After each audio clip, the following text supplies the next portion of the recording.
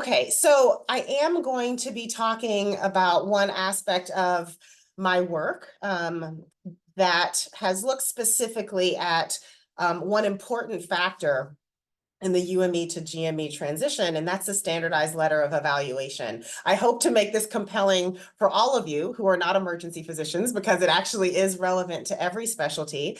But I'm going to speak first about what we have found on the emergency medicine standardized letter, again, and how it's relevant to all specialties. So I have no conflicts of interest to disclose. You may have seen these objectives. By the end of this talk, I hope that you will be able to list the benefits and challenges of the narrative and the standardized letter of recommendation and evaluation in the UME to GME transition. Describe how racial and ethnic bias influences the emergency medicine SLO. You'll hear me say that word, by the way, quite frequently. I'll say SLO, which is short for the standardized letter of evaluation. That's what we call it in emergency medicine. And then finally, list strategies to mitigate bias on the SLO.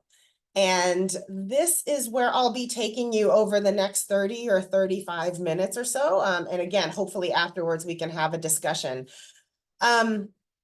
I want to again recognize what the vast swath of literature has shown us about racial and ethnic bias in medical school medical student assessment. And then I'll move into talking about an overview of letters of recommendation. And then finally, we'll move into talking about the SLO, the findings that we have of racial and ethnic bias, and then where we go from here. Do we throw the baby out with the bathwater, or how do we move forward? Okay. So racism and bias in medicine, I want to recognize that, again, there's so much literature that really describes how racism, how bias influences the learner experience in medical education and also the assessment. And the there is an amplification cascade that we really cannot deny, right? There's this amplification cascade that influences future opportunities and experiences. Now, when we look at the pre-clerkship phase, now for the purpose of for recognizing what comes even before medical school and me being an admissions officer, I'm going to include the pre-medical phase in this as well. When we look at that phase, we know that structural inequities in the form of educational disparities, access to quality teachers, quality college advising, AP classes, as well as structural inequities in housing that perpetuate segregation.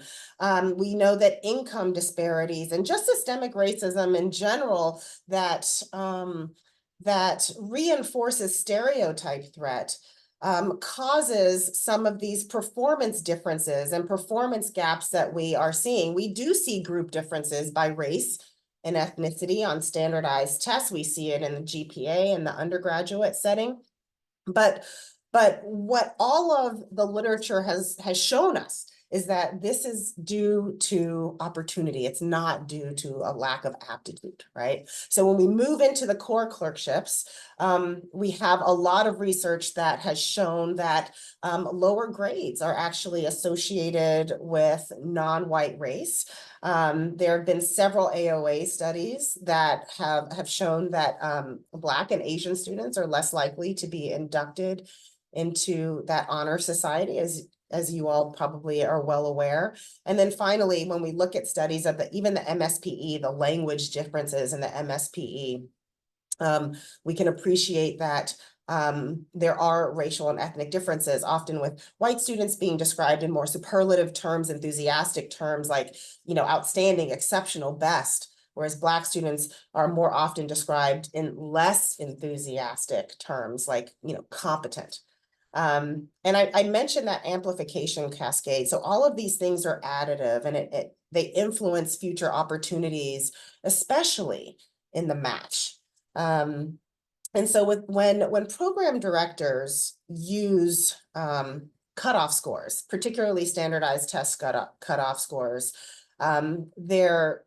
they are winnowing down their application pool. And certainly I've recognized that the number of applications in the residency application pool continues to increase as more and more students graduate from medical school. But to use this as a filter, to use standardized tests as a filter, disproportionately screens out students who are underrepresented in medicine.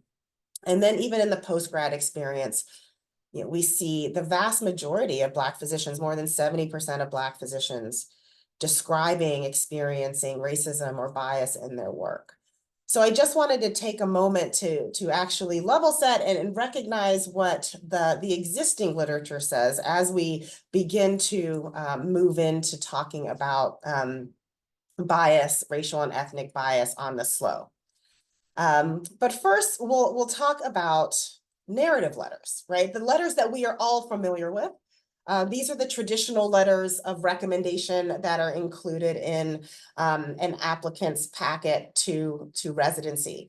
And there are some things that are happening within the climate of medical education, particularly with pass-fail grading becoming more common, that is requiring program directors to really look for other ways to distinguish their applicants. And so most recent studies have shown that along most specialties, narrative letters of recommendation are carrying more weight just as a way to distinguish applicants. And there are many benefits to these narrative letters, absolutely. I'll talk about those, but there are also challenges. And the benefits, though, come from the fact that the students are leveraging relationships. They are leveraging personal relationships. They are asking letter writers to write letters on their behalf because they believe that the author will have a favorable view of their clinical performance, or because they have a personal relationship with them. And this allows letter writers of narrative letters to write very personal letters, provide very meaningful anecdotes that can highlight the strengths of that applicant. Now, the challenges are for the program directors, the core faculty who are reading these letters, because they're not standardized. They take on many different formats. The language is not standardized. So using one word can mean one thing for one author, another thing for another author. Of course, there is selection bias. And I just mentioned that. Of course, the applicant is going to choose someone who's going to write a favorable letter. And they may omit relative weaknesses, forcing the readers, excuse me, to read between the lines. Now, on studies that have looked at narrative letters of evaluation, we still see disparities emerge. This has been studied in medicine. This has been studied outside of medicine, in business. We know that the language used on narrative letters is oftentimes discriminatory or gendered, with women more often being described in terms, communal terms, like, team player or friendly, whereas men are more likely to be described in ability terms. So again, there are benefits to narrative letters.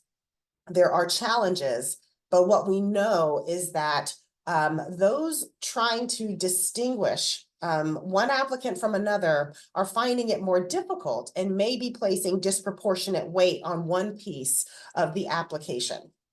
So now let's move into talking about the emergency medicine SLO, or standardized letter of evaluation. In the mid-90s, a task force was established within the specialty of emergency medicine to develop this standardized letter of evaluation. And it was established for many of the reasons that I just described. Number one, the program directors really wanted a more objective assessment of the qualities that they valued. They wanted the opportunity to decide as a specialty, what were those qualities and characteristics in applicants that we value, because those are the things that we want evaluated in this letter. And I think especially in the setting of superlative creep on narrative letters, this would become extremely valuable.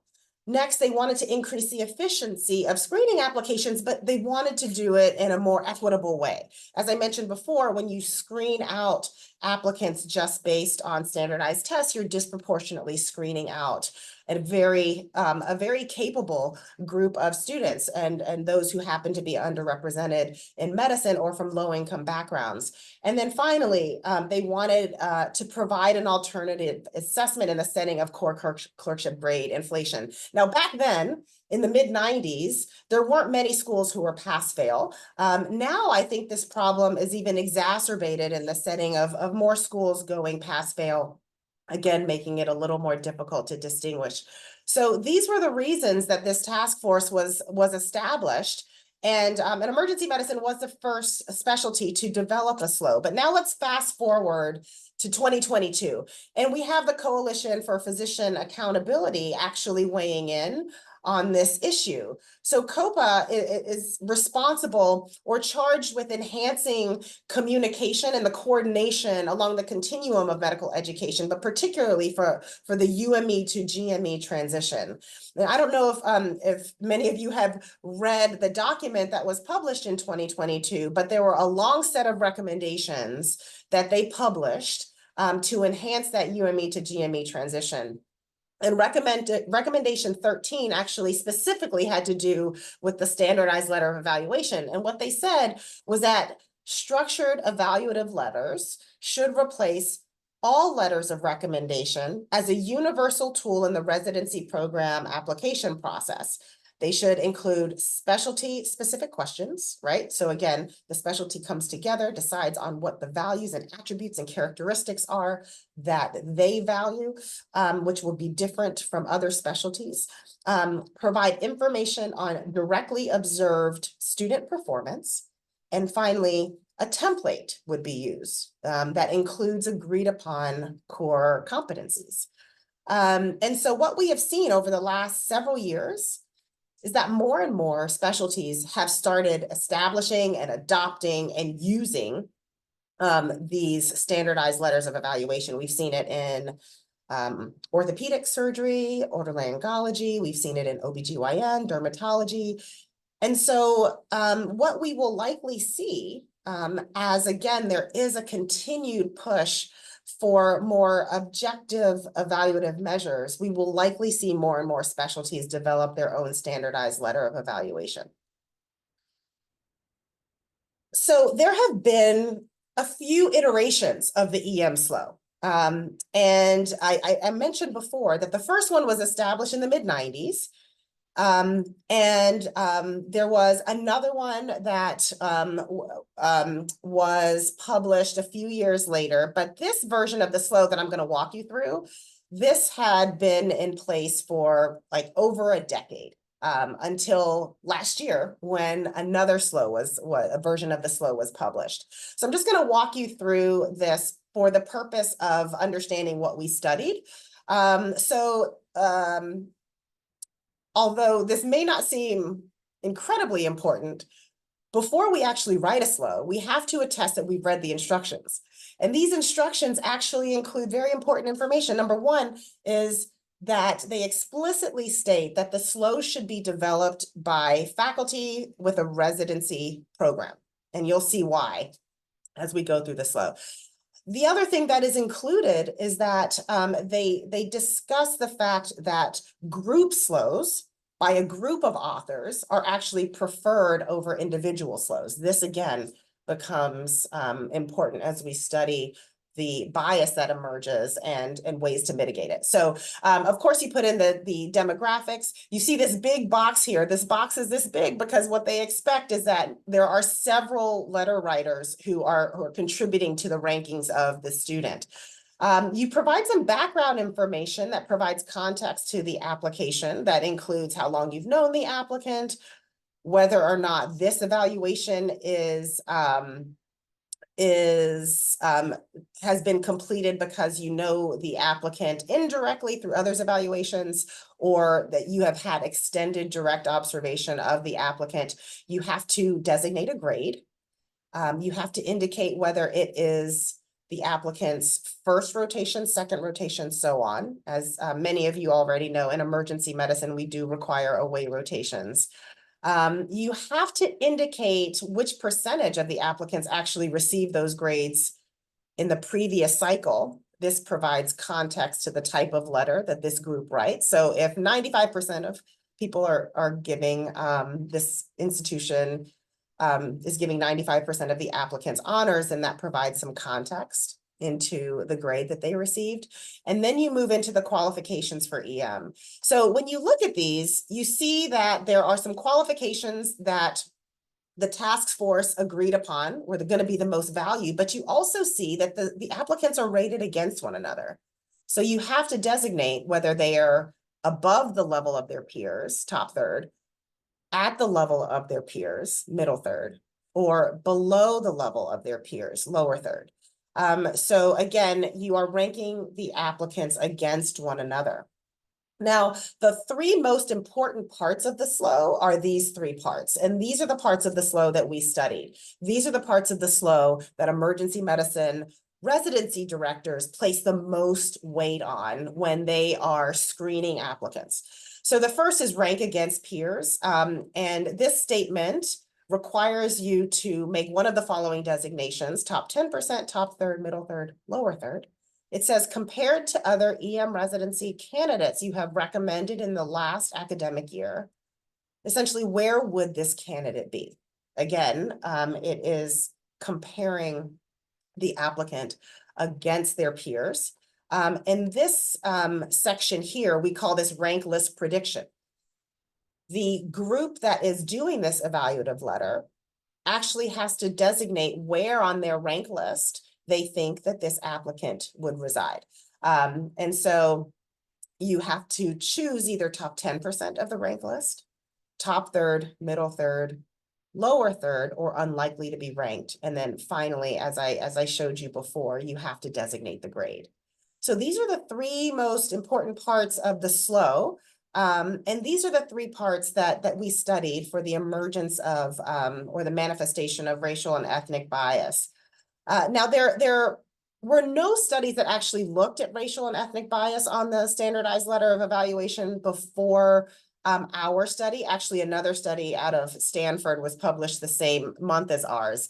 But prior to that, the AAMC sanctioned a study that actually compared the EM SLO rankings to the standardized video interview. I don't know if all of you remember the standardized video interview, but it was a pilot that that the AAMC used specifically with emergency medicine first to add to as a potential additional resource for residency directors when they were reviewing applications. Essentially, the applicant would be on screen. They would see a question. They would have to answer that question. It was recorded. It was evaluated and scored.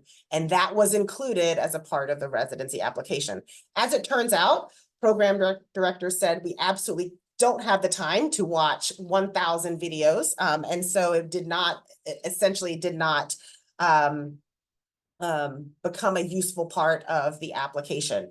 But what that study showed when they were comparing the EM SLO to the standardized video interview, what they commented on was that it showed a slight preference to white applicants. And so what we set out to do was determine whether there is a difference in rankings on the EM SLO between underrepresented students and not underrepresented students who are applying to EM residency, and to examine whether or not these differences actually persisted after we controlled for other factors in the residency application. Okay, so we used actually the 2019 application cohort, and we did this for specific reasons. Number one, it was pre-pandemic, and so there were no stipulations in this cohort of how the applicants could complete away rotations, or if they could complete away rotations. As you all know, the pandemic certainly created conditions where students were not able to complete away rotations. And then subsequently, post pandemic, there was a lot of variability in an applicant's ability to complete away rotations. And so we wanted the cohort that represented the height of the application numbers, and that was 2019. Additionally, with the EM workforce study that came out, obviously that has contributed greatly to the numbers of EM applicants that we're seeing. So again, these were the reasons that we used the 2019 cycle. So there were about 4,033 applicants or applications submitted to ERAS, to emergency medicine residencies. Of those, 1,555 applied to the University of Chicago. And of those, 1,418 self-identified their race. So our cohort was this group, 1,418 applications. Those applications included at least 2 SLOs, sometimes more than that. And those were the applicants that we evaluated. And this 1,418, I should mention, represents about 39% of the total EM applicant pool, and it represents 55% of the MD EM applicant pool. So obviously this group veers heavily towards MD applicants. So this is the group that we looked at. And so we did a retrospective quantitative document review study, and our primary outcome was a comparison of that rank against peers, rank list prediction, and grade between non-UIM applicants and UIM applicants. And our secondary outcome was a comparison of rank against peers, rank list prediction, and grade between white students and students who were Asian, Black, Hispanic, or of Native American, Native Pacific Islander backgrounds. And we controlled for many variables that are important in the residency application review. The degree to be earned, so whether it's MD, DO, or IMG, gender, USMLE Step 1 score. Of course, I recognize that USMLE Step 1 is no longer scored. It is pass-fail, but in 2019, that was a very important part of the application. The actual score was, and we know from previous studies that residency directors, again, use it as a screening tool. We controlled for whether or not it was a home versus away rotation SLO, AOA status, MSPE ranking, and the interaction of gender by race. And so I'll just go through some of the results here. This table represents what we found when we did direct comparison of rank against peers. What we find is that non-UIM students were significantly more likely to be ranked higher than UIM students, and white students were significantly more likely to be ranked higher than Asian, Black, and Hispanic students. Because of the low numbers of Native American and Pacific Islander students, we were not able to we didn't have enough power to be able to determine statistical significance. But then after controlling for all of those other factors, all of those other variables that I just described on the previous slide, we still see the persistence of these disparities, with non-UIM students being more likely to be ranked higher than UIM students. And then we found that white students were more likely to be ranked higher than Asian and Black students. There were no differences that we found with those control variables between white students and Hispanic students. When we looked at rank list prediction, again, this is where the students were predicted to land on that residency program's rank list. By direct comparison without controls, we do see again that non-UIM students are more likely to be ranked higher on the rank list than UIM students. And again, white students more likely to be ranked higher on the rank list than Asian, Black, and Hispanic students. So after controlling for all of those variables, but removing step 1 and the interaction of gender and race, we see that non-UIM students were more likely to be ranked higher than UIM students. And this actually begins to make sense when we consider the literature that step 1 is used as a screening tool. What this essentially is saying is that the source of the disparity is actually likely step 1. And we see those group differences again. So we do see that UIM students, the mean score for step 1 for EM applicants was 222 as opposed to 233 for non-UIM students. With all of those controls, we see that white students are more likely to be ranked higher on the rank list than Asian students. And then if we remove that interaction of gender and race, we see that white students were more likely to be ranked higher on the rank list than Black students.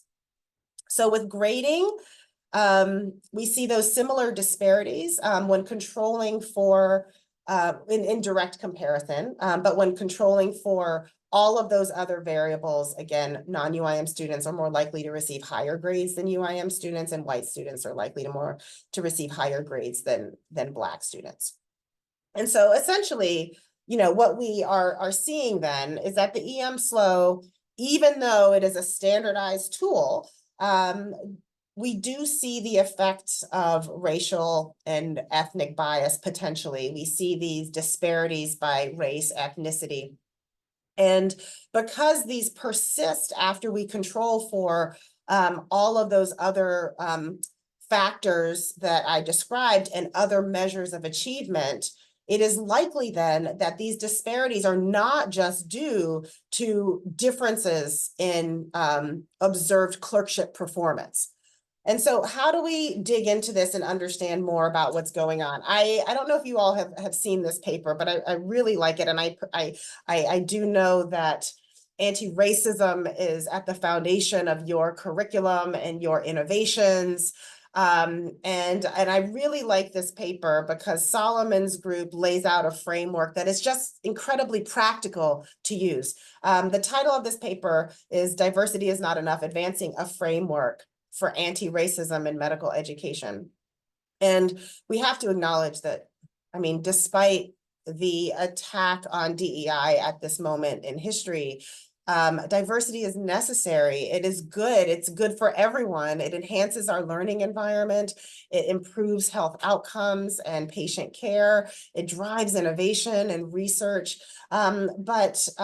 But that is not enough when we consider our learning environments and when we consider our assessment tools, which we, of course, are talking about today.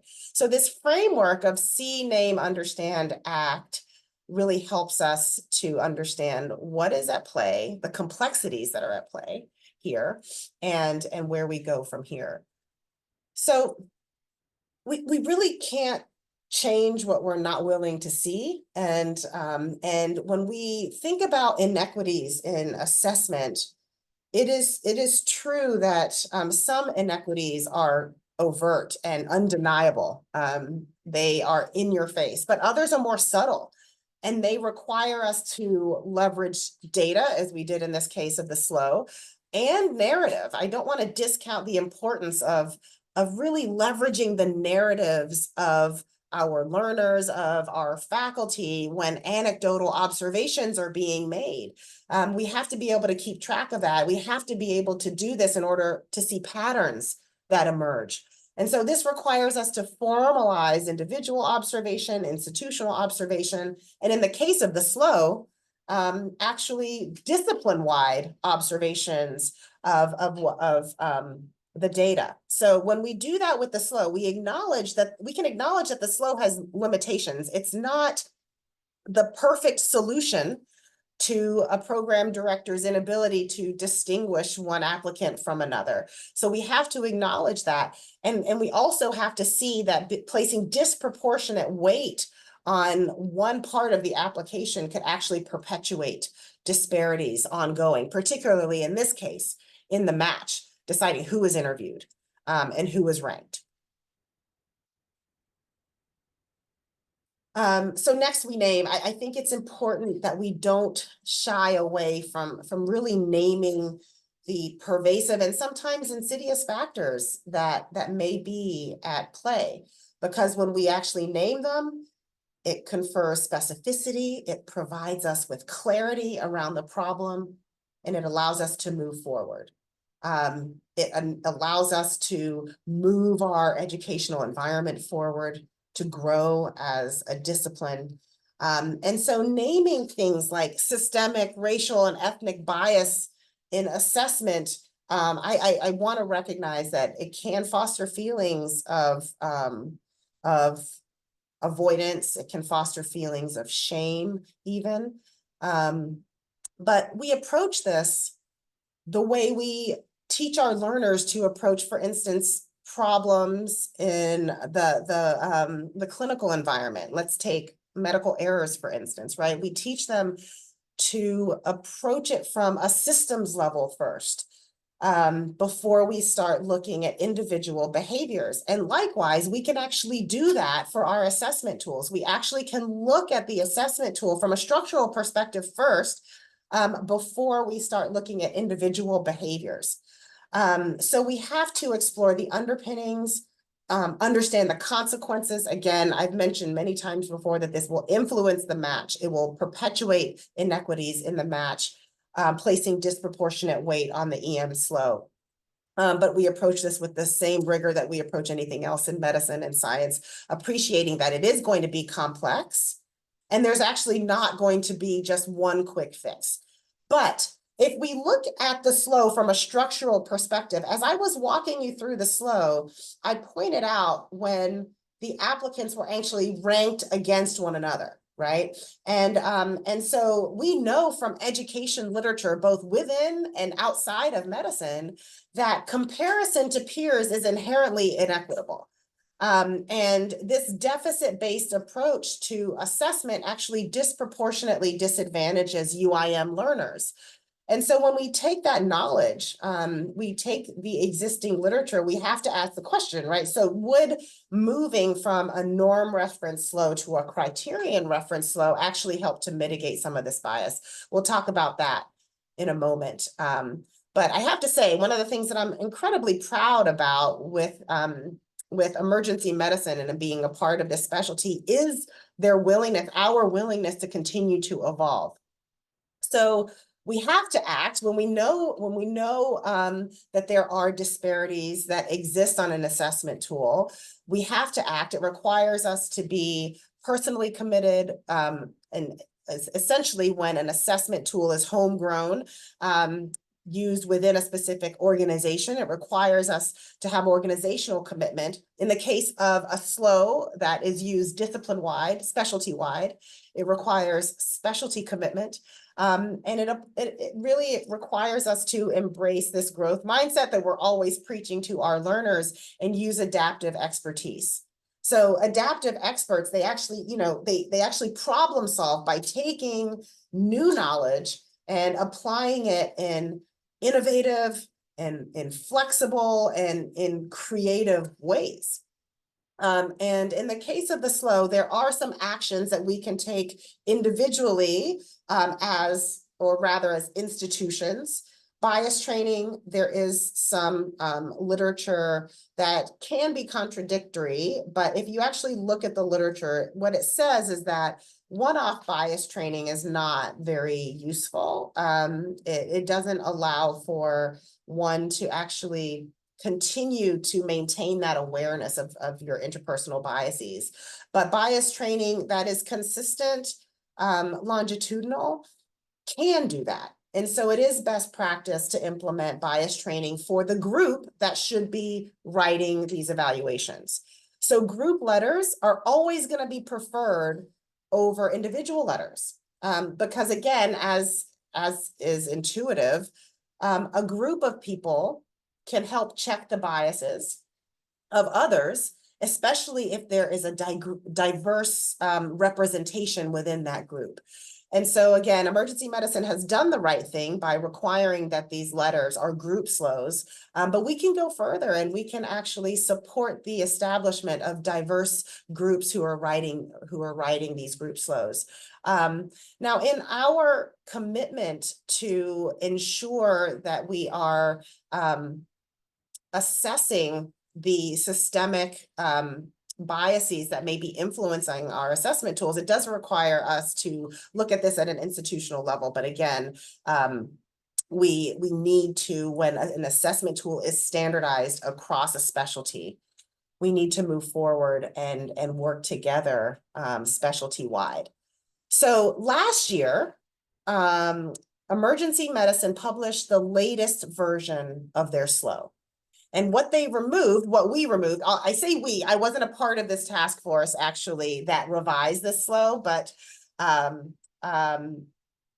But what they did was actually remove that deficit-based, norm-referenced ranking system to the following that are more competency-based. So they refined actually the qualities and characteristics of learners that you see in this area here to be more focused and specific, but the students are now not ranked against one another. They are ranked on an entrustable scale. When we look at the interpersonal qualities section, the students again are no longer ranked against one another, but they are ranked on this Likert type scale. And then finally, the students are designated based on the amount of support that they will need in residency, from minimal to most. Will this work? I think it will help mitigate some of the bias that was inherent to the structure of the EM SLO, and studies are currently underway to evaluate this. Again, we have 1 year of data to work with. There were some limitations to our study, of course. This was a convenient sample. These applications were applicants to the University of Chicago. So that was a single institution, although again, it was about 55% of the MD applicants. Our applicant pool weighs heavily towards MD applicants. So it may not represent DO and IMG applicants. And then finally, students actually have the ability to determine whether or not they want to submit a SLO. So it is possible that we are only receiving the SLOs that the students thought were most favorable, and they may not have selected to submit other SLOs that they got from other institutions. Some citations there.